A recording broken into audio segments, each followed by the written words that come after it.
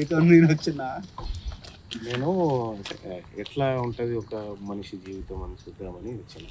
నేను medical representative sir, మేనేజర్గా చేస్తాను. యాక్చువల్ లోకల్ ఉంటే నా బండి వేసుకొని వెళ్తాను. ఈరోజు మహబూబ్నగర్ 3 days అవుతుంది వెళ్ళి. ఈ రోజే వచ్చిన ఆడ బస్ దిగి ర్యాపిడో బుక్ చేసుకొని వస్తున్నాను. అచ్చా అచ్చా, ఓకే. ఎంత వస్తుంది అంటే 50,000 వస్తాను. హైదరాబాద్ మొత్తం తిరుగుతాను ఆల్మోస్ట్. మొత్తం తిరిగి ఎన్ని గంటలకు వెళ్తావు ఉదయం?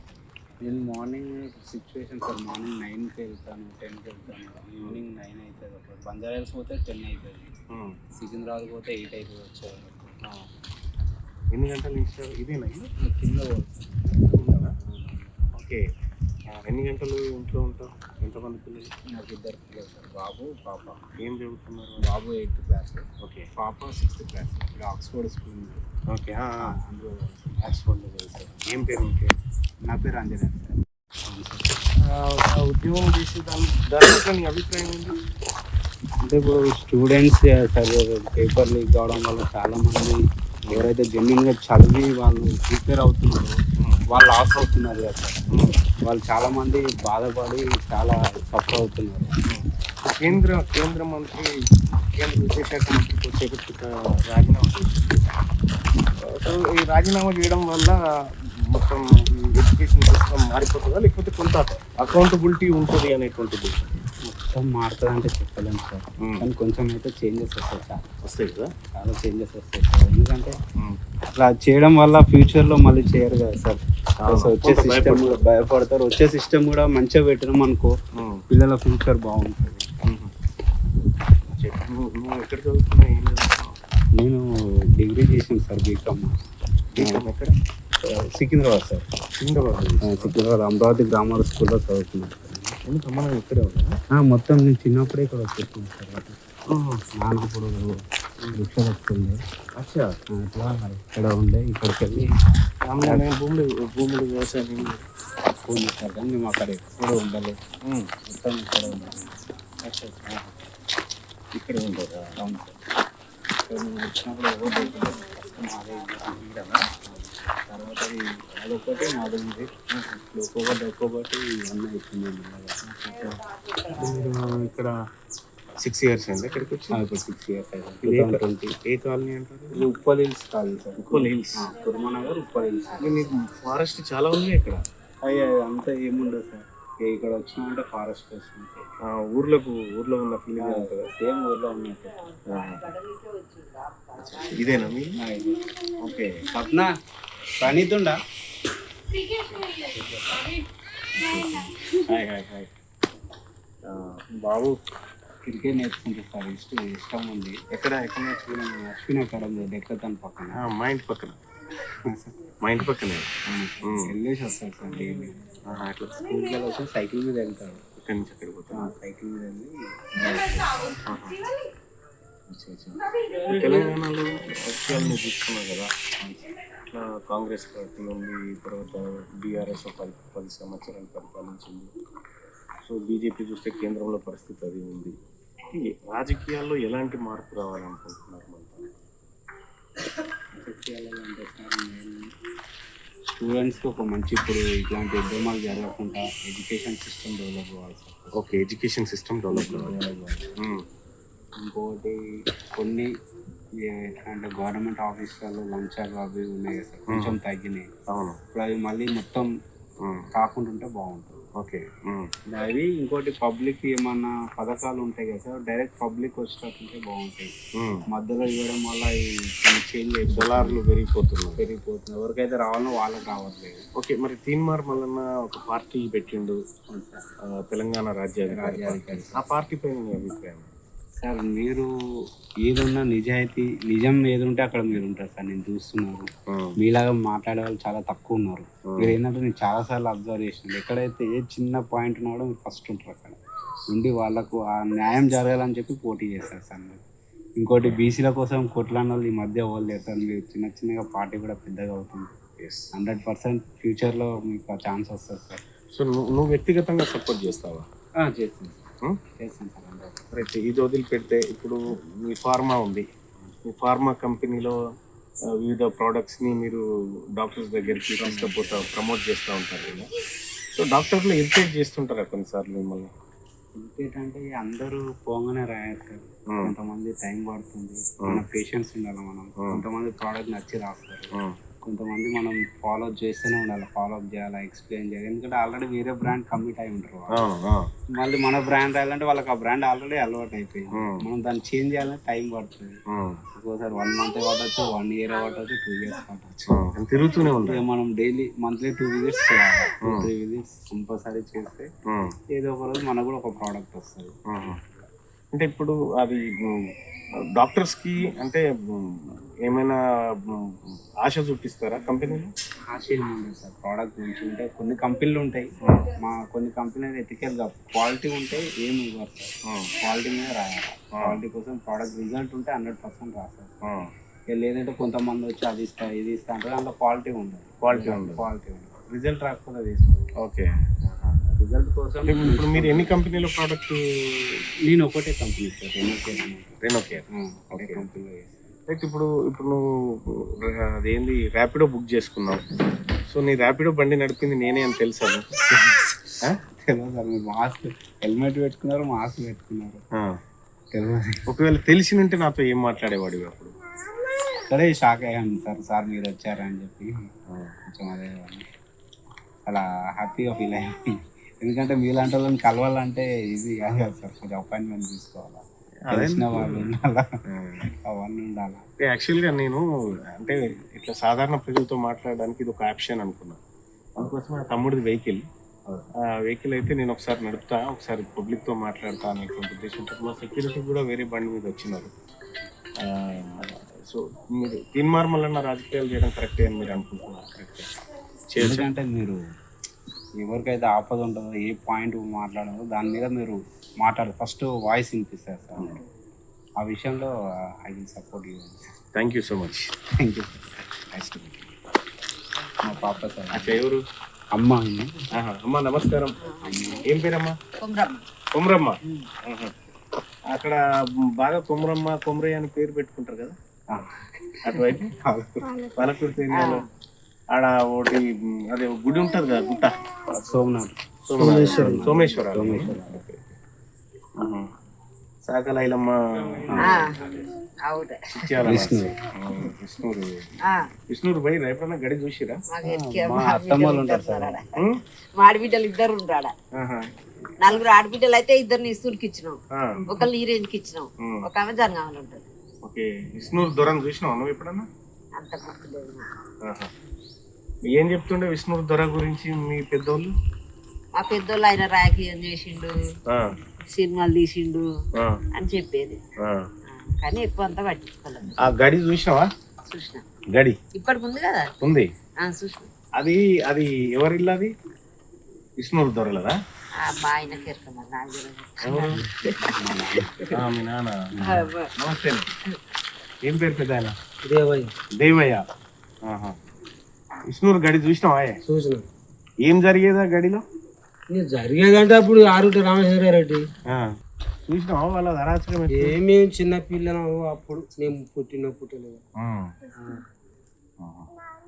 ఎన్నేళ్ళు అయిందే హైదరాబాద్కి వచ్చి? వీడికి వచ్చా 30 ఏళ్ళు అవుతుంది. 30 ఏళ్ళు. ఊరు వదిలిపెట్టి వచ్చేసా?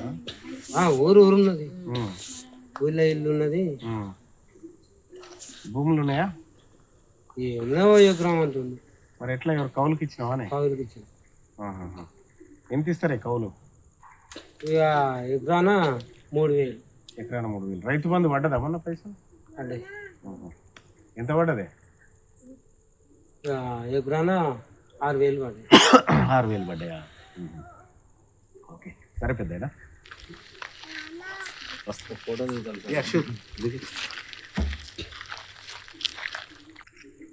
Thank you so much. అమ్మా మనం గుర్తు పెట్టిరా? ఎవరు నేను?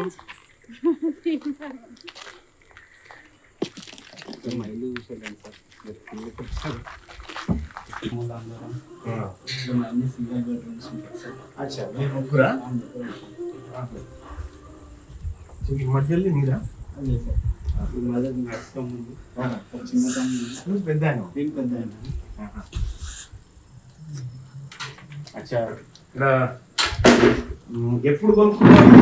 ఎప్పుడు కొన్నారని?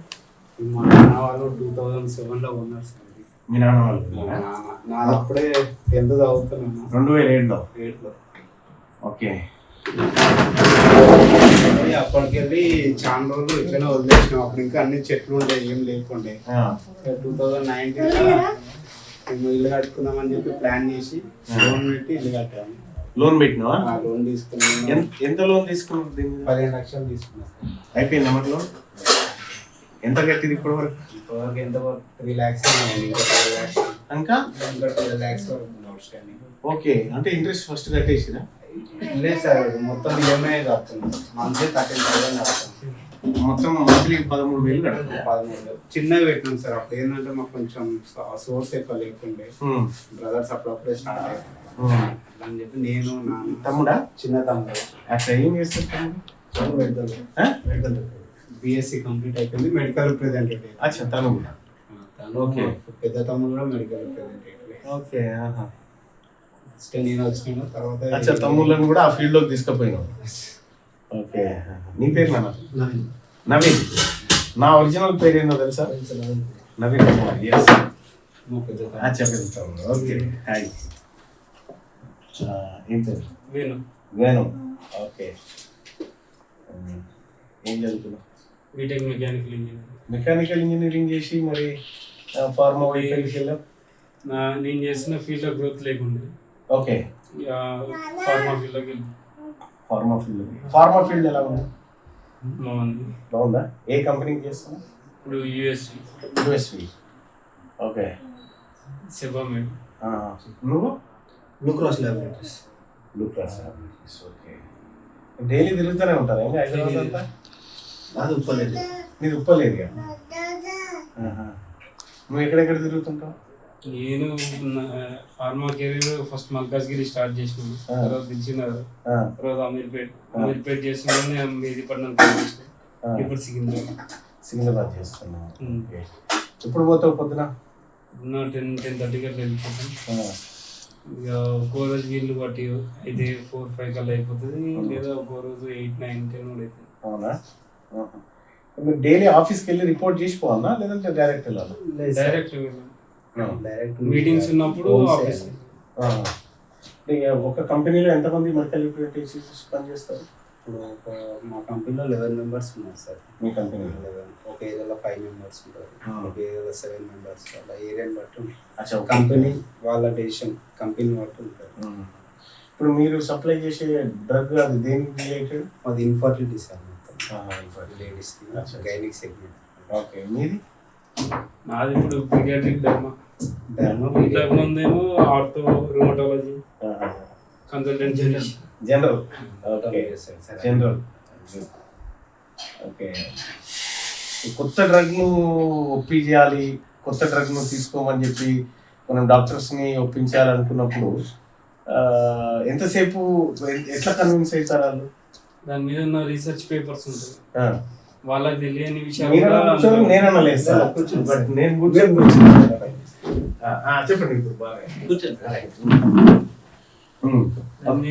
రీసెర్చ్ పేపర్స్ వాళ్ళకి కొందరికి కొన్ని తెలిసి ఉంటాయి, కొన్ని పాయింట్స్ ఏమన్నా మిస్ అయినా వాళ్ళకున్న డౌట్స్ క్లియర్ అయ్యేలాగా డ్రగ్ మీద రిలేటెడ్ మ్యాటర్ ఉంటుంది.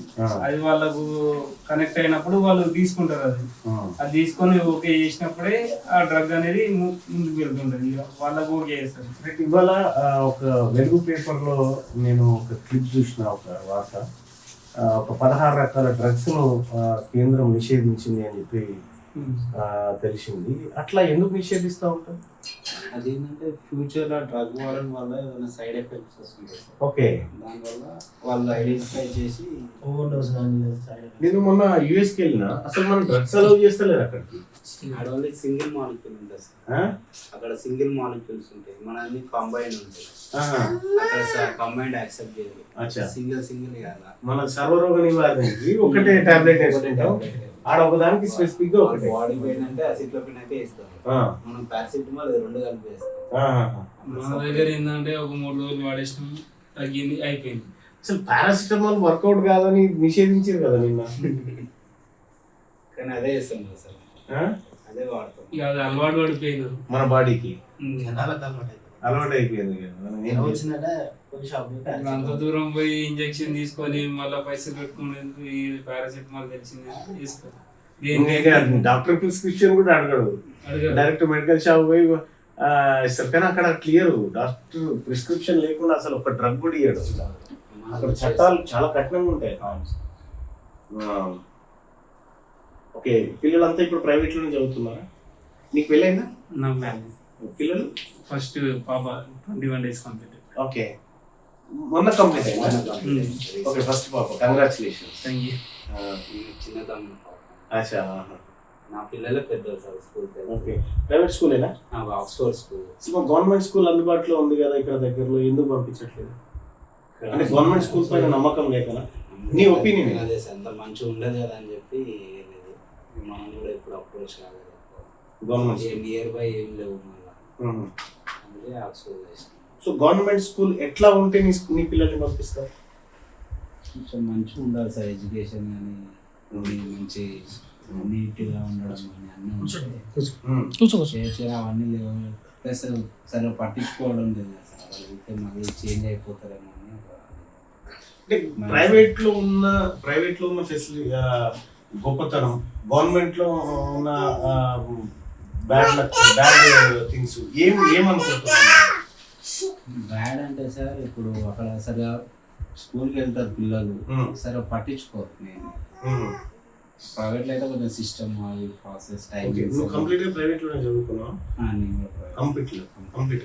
మీరు ముగ్గురు అమరావతి స్కూల్, అమరావతి స్కూల్, అమరావతి గ్రామం, నామల్గొండ, సీతాఫల్ మండి, సీతాఫల్ మండి. ముగ్గురు అలానే. నువ్వు ఏం పని చేస్తుంటే? రిక్షా దొక్కినా. రిక్షా దొక్కినావా? ఓకే, ఎప్పుడు? సానంలే ఒక 10 ఏళ్ళు దాకా దొక్కినా. రిక్షా ఎక్కడెక్కడ దొక్కుతుంటివి? ఇక అది మార్కెట్, ఏ market? Monda market. Uppal bus stand, మళ్ళీ పోతే రాంతపూర్ కూరగాయలు, ఇక మల్కాగిరి ఎన్ని దుకాణాల గుర్తాయిన. ఇక నూనె డబ్బాలు, మైదా, చక్కెర ఇట్లా కొట్టే శ్రీనివాస దుకాణం ఉంది మార్కెట్ కదా, పాత గాంధీ ఎదురుగా అలా చేసిన. ఓకే, ఎంత వచ్చేది కాక? రోజు ఏమొచ్చేది మాట 100, 200, 300 ఇట్లా అంతే. కూలికి పోతే అప్పుడు ఎంత ఉండే? 15 రూపాయలు, 20 రూపాయలు కూలి ఉంది పొద్దంతా. రిక్షా అయితే ఎక్కువ ఉండేనా? ఇక అప్పుడు అంతే. ఇక అంటే మనుషులకి పోయే రిక్షా కాదు నీది? మనుషులు కాదు, లోడు బండి. పిండి బత్తాలు. ఎప్పుడు వచ్చినాయి నువ్వు హైదరాబాద్ కి? ఈ 6 నెలల పిల్లలకి వచ్చిన. 36 years 89 లో వచ్చినావా? ఎందుకు రావాలనిపించింది హైదరాబాద్? ఊళ్ళో ఏం పని ఉంది, ఏం చేయాలి? బోర్ ఎత్తే బండి వచ్చి నాడు ఏం చేయి, ఎట్లా బతకాలి?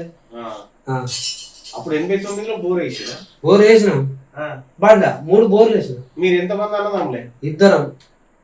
ఇద్దరా? 3 బోర్లు వేసినా కూడా 3 వాళ్ళే అప్పే. ఇక ఆడ ఉంటే ఉన్నదే అప్పు కట్టవలసి వస్తుంది. బోర్లకు ఒకటి నగదు పైసలు, 2 అప్పు. ఇక ఇది లాభం వేసి పెట్టేసి ఇక అమ్మ నాయన గట్ట చేసుకొని బతికి. నువ్వేం చదువుకున్నావే? ఏం కాదు, చదవలేదా? ఎందుకు చదవలేదు? అప్పుడు వాళ్ళు చదివి పేరే చదవాలి.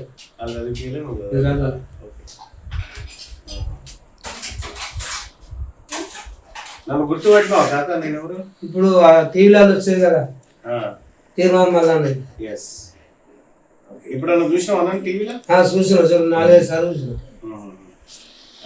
అప్పుడు న్యూస్ వచ్చినప్పుడు బాగా చూసాను. స్టార్ట్ అయినప్పటికీ చూసేది.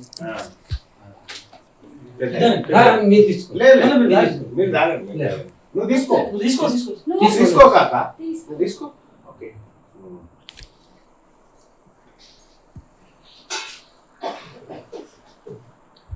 నేను టీవీలో వార్తలు కరెక్టే చెప్తుంటా, తప్పు లేకుండా.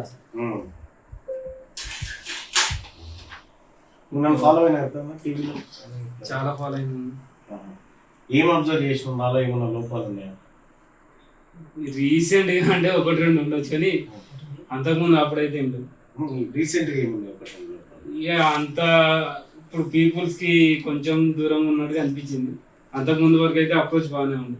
ఓకే, అంటే ఈ మధ్య వార్తలు చదవట్లేదు నేను ఒకటి. రెండోది రాజకీయ పార్టీలు పెట్టినాను. పార్టీలో తిరుగుతుంది కాబట్టి ఇంకా తక్కువ. నేను రాజకీయ పార్టీ పెట్టిన విషయం తెలుసా మీకు? తెలుసు. అది ఆ పార్టీ మెయిన్ ఏమైంది? తెలంగాణ రాజ్యాధికార పార్టీ. Yes, okay. ఎవరి కోసం పెట్టిన పార్టీ? Students and farmers. నేనైతే ఫార్మర్స్ కింద వాళ్ళకి అప్రోచ్ చేయాలి, వాళ్ళకున్న ప్రాబ్లమ్స్ అన్ని సాల్వ్ చేయాలి. బీసీల బ్యాక్వర్డ్ క్లాసెస్ కి పొలిటికల్ పవర్ కావాలని మెయిన్ థింగ్. బ్యాక్వర్డ్ క్లాసెస్ కి. ఓకే, మీరు ఎప్పుడు ప్రభుత్వ ఉద్యోగాల వైపు ట్రై చేయలేదా? ఎందుకు? సెట్ అయిపోయినా ఇలానే ఉంది. ఎందుకు మీకు రిజర్వేషన్ లేదా? మనకి ఉంది కదా. ఇండియా మేము చేయలేదు, వాళ్ళని చేయమంటే వాళ్ళు కూడా అప్పుడు ట్రై చేసి ఎన్ని మార్కులు వచ్చినాయి? 40 ఏమో వచ్చినాయి. అంత అటువైపు నాకు ఇంట్రెస్ట్ పోయింది, పట్టించుకోలేదు. ఓకే, అంత చిన్న ఉద్యోగానికి కోసం కూడా ఇంట్రెస్ట్ లేకుండా పోయింది. ఇక సిచ్యువేషన్ టు సిచ్యువేషన్ చేంజ్ అయిపోతుంది అలా. బాగుందమ్మా, thank you. Schools government schools upgrade కావాలంటే నేను అబ్జర్వ్ చేసింది ఏంటంటే తమిళనాడులో వాళ్ళకు సిబిఎస్ఈ స్టాండర్డ్స్ ఉన్నాయి. ఆ స్టాండర్డ్స్ ఇక్కడ వస్తే పిల్లలు కూడా స్కూల్కి వెళ్తారు. ఇక్కడ రైట్ టు ఎడ్యుకేషన్ యాక్ట్ 2009 అని ఒకటి ఉంటుంది. అది ఇంప్లిమెంట్ చేయాలని ఇక్కడ కొట్లాడినా నేను. ఒకవేళ right to education act implement చేస్తే ఆ యాక్ట్లో right to education act section 12(c)(1) ప్రకారం మీ పిల్లలందరికీ శ్రీ చైతన్య నారాయణలో ఫ్రీగా సీట్లు ఇవ్వాలి. కానీ అది ఇంప్లిమెంట్ చేయట్లేదు. ఎందుకు చేయట్లేదు అంటే శ్రీ చైతన్య నారాయణ వాళ్ళు ప్రభుత్వంలో ఉన్న వాళ్ళకి డబ్బులు ఇస్తున్నారు. సో నేనేమంటున్నానంటే ఈ ప్రభుత్వాన్ని దించేసి ఫ్రీ ఎడ్యుకేషన్ చేద్దాం అందరికీ, మంచి క్వాలిటీ ఎడ్యుకేషన్ అనేది నేను అంటాను. మంచి ఎడ్యుకేషన్, మంచి హెల్త్ సిస్టమ్ సెటప్ చేస్తే మంచిగా ఉంటుంది కదా. అన్నిట్లో వచ్చేస్తుంది, అన్నీ వస్తాయి కదా.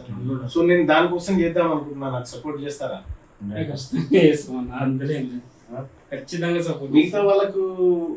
మిగతా వాళ్ళకంటే మన పార్టీ మేము ఎట్లా బెటర్ అనుకుంటున్నాం?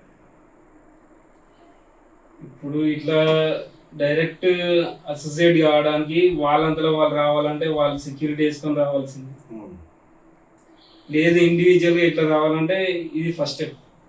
అంటే నేను సాధారణంగా నేనేం చేసిన అంటే నేను ఏదైనా ఎవరితోనైనా సామాన్య ప్రజలతో మాట్లాడదాం అనే ఉద్దేశంతో నేను ర్యాపిడో బండి నడిపినాయి.